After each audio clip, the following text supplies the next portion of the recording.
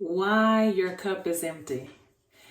On the last video, I shared with you all the reasons why I wrote this book, Cupology, all the reasons why it's important for you to have your own cup up so that it can be filled, so that the overflow that comes from your full cup can take care of the lives of those who you've been called to. The book was written based on a 3-cup analogy. The first cup represents life overflowing. So just picture yourself with your cup up, God and life experiences and all the things that were intended to fill your cup is actually filling your cup because you have the right perspective. Just imagine that with me for a minute. You have the right perspective, and so your cup is being full. It's being filled.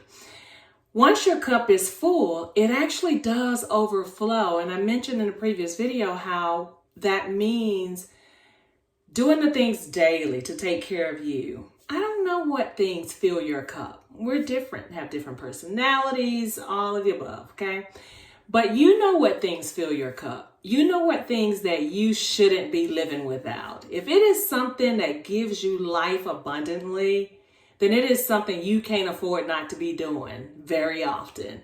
So as many of those things as possible that fills your cup. If you need to sit out on your porch and drink a cup of coffee before you start your day so that you can feel balanced, then that is something that actually fills your cup.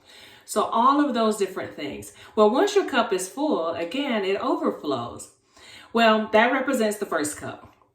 The second cup is based on what we normally hang out in. I call that the cup where we're actually pouring.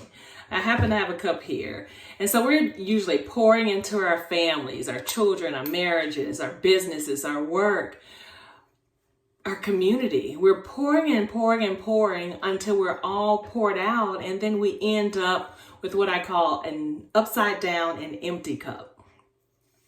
The concept, again, y'all, is that none of us have a cup big enough to pour.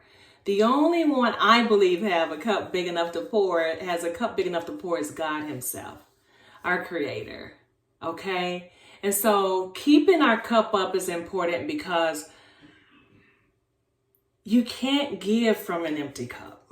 You just can't. I don't care how much you try. And here's what happens when you try to give from an empty cup. And I'll talk a little bit more about this in details in another video. But some of the things that happen when you try to give out of an empty cup. You burn out. You get depressed. You lose weight. You gain weight. You're angry. You get bitter. You think about all the people that you've poured into that's not pouring back into you. So you get resentful. All the things, y'all, all the negative things you can imagine, they're happening when you're trying to live out of an empty cup.